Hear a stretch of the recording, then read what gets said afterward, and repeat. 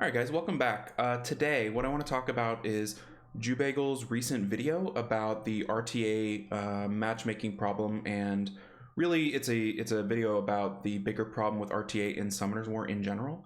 And I don't think I've really ever responded to another video I've watched by another content creator, but this one really hit home with me because he's very succinct about the perceived problems and goes into some of the solutions. And I think if this issue can be fixed by Come to Us, the game is up as itself. It will get much better. So a couple of things I wanted to touch upon. He made this awesome graph of how people slowly peel away from the game after each season of limited success. So you can see, obviously never cared, stopped after season 1, season 2, season 3, all the way to stopped after season 9. The one thing about this that I thought was interesting was he discusses the people who quit because they are on the low end of things, and there's definitely those people every season. But the other thing that's kind of crazy is there's people on the really high end of things who kind of see in their estimation the rewards don't match the time investment or the stress or the financial investment. And so really top end players quit too. Like some of the players on my friends list who were Guardian 3 seasons 1, 2, 3, 4, 5, 6, whatever. Now I see them kind of trickle in at the end of the season, Conk 3, maybe G1. They can still earn it, but the reward of one extra skin for a monster they might not have, getting G2, getting G3, equals in the new matchmaking 200 more matches, 500 more matches. We're talking 1,000 hours. That's simple math that most people would agree with. Not everybody, but most people would say, okay, look, if I only have one Dragon Knight and I can get him for 300 matches, why would I do 1,000 matches for a second Dragon Knight I don't have? So they're losing top end players as well every season, because the financial commitment to G3 level account, the only thing driving that commitment is usually RTA. And after a while, most people can't sustain that. Some people can, but they have to make a choice, right? Oh, I need an extra $500 this month or whatever, and so they can't quite sustain it. So they're losing top end players also from their player pool. And I think the main focus of Jubakel's video was the matchmaking issue, which I think is absolutely the top issue. He's correct, but I think my take on it is that issue stems from an unincentivized player base. If there were more people in the matchmaking pool, I think you'd in general see better matches. And so him addressing how people are leaving the pool for whatever reason is definitely a part of the problem. The weird thing about this game is I think RTA is a great endgame system for this game. It's a great endgame. It's competitive. It's versus other players.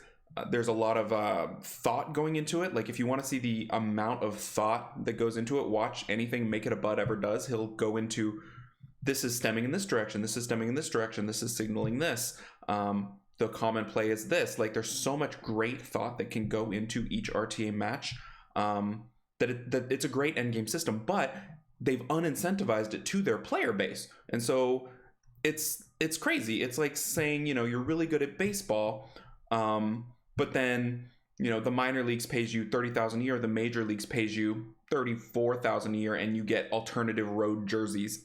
It's like, like, would that encourage people to religiously play baseball from age 5 to age 20 or whatever age you need to be to get into the game? Maybe not. If they make less than a teacher, they might, look into other career paths. So I think that's what's happening. The players are looking at the end game, and there's no real reason to do it. And I know Come to Us made that an intention when it came out. They're like, look, it's not going to affect any end game anything, right? It's going to be cosmetic. And I guess there's a little bit of scrolls, but they're like, it's not going to put you behind in terms of Devilmon or Legendary Scrolls or whatever. But I think that might be a bad idea at this point in the game, or maybe it was a bad idea originally, because it's a great system. It just needs to incentivize a larger portion of their players. It's weird to me that regular week arena has so many great rewards for something that is not as interactive or as well designed as RTA. You're playing set defenses. You can get hit an unlimited number of times. Whereas in RTA, you're playing an active person thinking. You get hit as many times as you hit out, so your net attacks out, attacks in, so to speak. Offenses, defenses are the same. It's a great system. Violent procs are limited. People complain about violent procs. They're not limited in regular arena. Regular arena pays you an income of crystals. And, I guess if you're, higher ranked, you'll get 2 stars, 3 stars, possibly even light dark 4 stars. So that's weird. Regular arena is not as fun or as, in my opinion, is not as fun, and it's not as brain burny as RTA. I don't think anyone would agree. I don't think anyone would disagree with that. So why not reward people for putting more of their time, more of their effort into your game?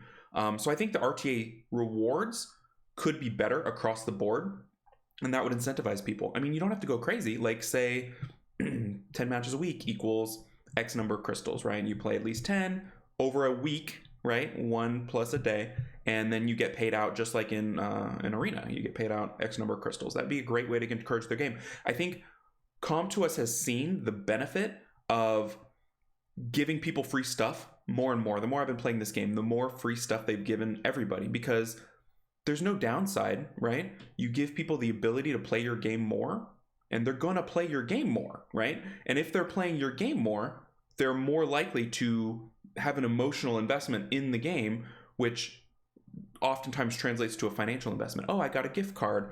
What do I do for 10 hours a day? I play this game. I should maybe use that gift card on this game, right? So I don't think there's any real drawback to them giving stuff away. I think they initially thought people would riot about having another game mode that is required for progression. But if they want it to be successful, and it is a great game mode, it's really well done, I think, they should incentivize people to play it. I think the current number of wings per day is bad. It's a really bad idea to make the top end amount of games played equal hours a day, right? So I think if they wanted to, they could decrease the wings to 10, 15 a day, something less. Especially since the match system, the way the rankings work, has turned from win quality to win quantity. Like, before the change a couple seasons ago, if I beat a G3 player, I was paid out for beating that good player. I was heavily rewarded, right? I would get 20 points, whatever. Now, I beat a G3 player, I get the minimum points they're allowed to lose, 5 or 9 or whatever. It's not a lot. And so the same amount of points for a win of a lower player kind of applies. And so it's not determining how the quality of my wins versus just the quantity of my wins. So it's rewarding. You'll look at the top rankings every season, and now they're 1,000 points ahead of someone else, 2,000 points above the rank below them, because win quantity is rewarded more than win quality. It doesn't matter who you beat, just that you beat 1 million people every day. So they could reduce the wings, which would, I think the top players would agree too, because they're winning 70+%. They don't care if they have to do that 30 times or 10 times. I'm sure they prefer to do it 10 times, right? I'm beating 54% of people every day. So I win 5 to 6 every day if it's 10 wings, right? So anyway, that's kind of a different tangent, but they've got to encourage people to play this format if they want this format to survive, which they clearly do. Why not give rewards to people in game if they're willing to pay them $100,000 for a tournament at the end of every season, right? People are going to still buy all this stuff, the packs and whatever. So encourage people to play this format by making it fun. Don't tell people at the very low end who still like your game and play your game a ton, here, you can have 5 transmog pieces every 3 months. That's not encouragement. That's almost patronizing as a reward. Give them something that matters, right? Anything that matters. There's no real reason not to over reward people, because it's stuff that doesn't exist, right? Like, oh, I can't give them 300 crystals every 3 months. They're not real, right? Like, the real thing is to get people to spend money to buy more of whatever the stuff is. So incentivize them, make them want to play your game. There's a million ways to do it. 4-star Devilmon, crystals, those fun boxes that are more gambling that are really fun, like immemorial boxes and all that. That's fun stuff. That's exciting to open. You never know what you're going to get. Give them one of those boxes every week. What does it matter? You let people craft them. Two fancy boxes a week. You can craft them. You can make re-apps, right? Like, why not give people stuff in the format you want them to play anyway? Because this format, the RTA format, is what drives, I would say, a huge chunk of their revenue, right? I mean, people are trying to compete, and a lot of people get into it and they're like, oh, okay, I'll buy a couple things, I'll get into it, and then they really enjoy it, so they buy more. I mean, that seems like a no-brainer. Make people want to play this format, right? Okay, I've talked about that enough. The matchmaking that Jubagel addresses should be addressed as well. You know, match people against people of similar quality. Like, that's a no-brainer. That's been done by every game ever. It's probably hard to do from a coding standpoint. It's probably hard to change. So it's easier to not change it. But there's games doing it better. And your game, you know, come to us. This game makes so much money. So why not reinvest some of that money into improving it a little bit? Because all it takes, I mean, you see when things switch, like, I mean, this is really old school, but like, you know, Facebook to Instagram or whatever, it doesn't take a lot. What was the one before Facebook? I don't know. MySpace, I think. It doesn't take a lot for people to say, oh, that's clearly better, I'm going to switch. Or browsers, right? Phones. As soon as someone comes out with something that's clearly better but has everything else they like, people switch. They switch fast.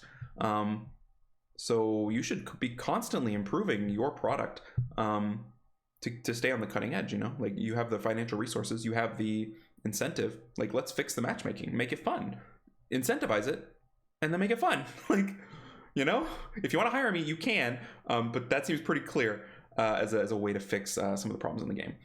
One game I played that had a pretty decent take on it was the Might and Magic Elemental Guardians, where it was their arena system, but you could apply this to RTA, and there were brackets, right? It was kind of like a soccer with like relegation, where if you were in the top 25% of your bracket at the end of the week or whatever period you want to say, a month or whatever, you would move up to the next bracket. If you were in the bottom 25% of your bracket, you would move down to the next bracket. And each bracket had a high-end cap on its rewards. So that would be great. I mean, what the best part about the brackets is it would limit your play within that bracket. So let's say a Guardian level player does his placement matches. After 2 weeks, he's winning 70% of his matches. They move him up to the next bracket. Now he's playing a different band of people that have also moved into that bracket or moved down from the top bracket. And so what would be great about that is they clearly want to encourage consistent play over the course of the season based on the new way that points accrue, based on quantity of wins.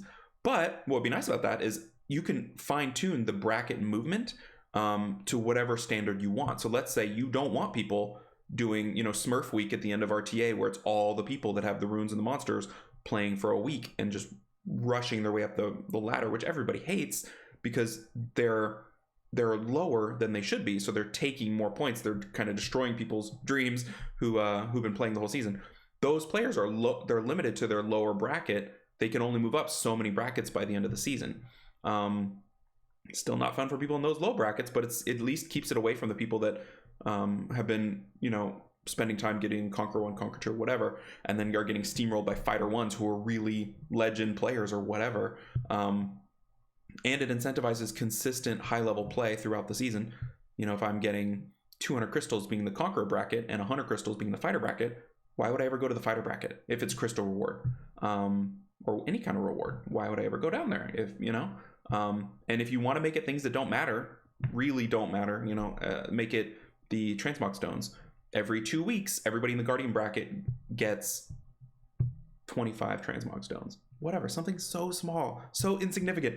They get 1/4 of a different look for one monster. Like, does that really matter? That's such a decent reward, and it doesn't matter at all. So, you know, anyway, just some thoughts I had. I really liked Jubagel's video breaking it down because it does need change, and I would love to see it change. I enjoy the gameplay and the format, even though it's, I would say, fairly heavily flawed. And I think a lot of people do. You see a lot of people playing for no real reward. You know, you see people streaming, and you know at the end of the season they're not going to get anything. They might get a turtle mount, one turtle mount, you know.